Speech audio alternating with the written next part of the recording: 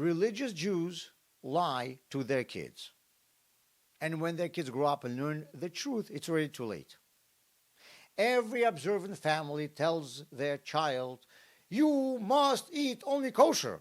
You cannot turn on lights on Shabbat. Do not take what's not yours. Look, it is written in the Torah. Observe Shabbat. Do not steal. The truth is, it is all not true.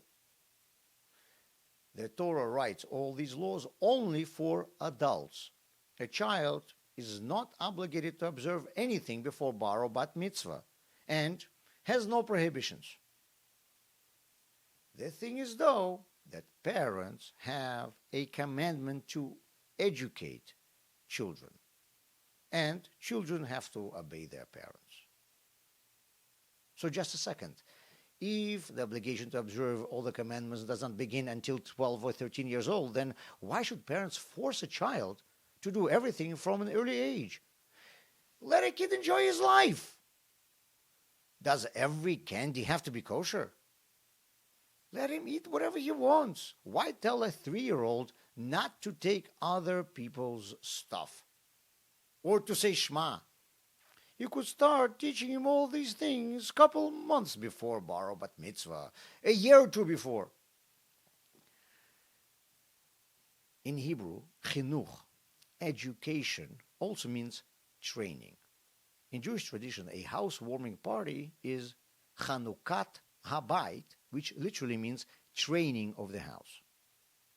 This structure has been, till now, just a put-together set of building materials with no function. By settling there, we train this house to its new mission. We put a mezuzah, give donation in it, we study Torah in it. We train the house to fulfill the commandments. When the temple was built, the first series of sacrifices there was called Chanukat Habayit, training of the temple. And when, shortly before Common Era, the temple was desecrated by the Greeks and did not function for a while, we had to train it again. From this came the holiday of Chanukah, which means training or educating. Training beams and bricks takes several days. They don't have any selfish interests, and they haven't had any bad habits till now. But training a person, even 13 years is not enough. A person must start his training from birth and continue throughout his life. Even after bar or bat mitzvah, education does not stop. The only difference is that until bar mitzvah or bat mitzvah, the responsibility for education lies entirely with the parents. And later, the child must begin doing it himself. We want doing the right thing to be as natural for a child as possible.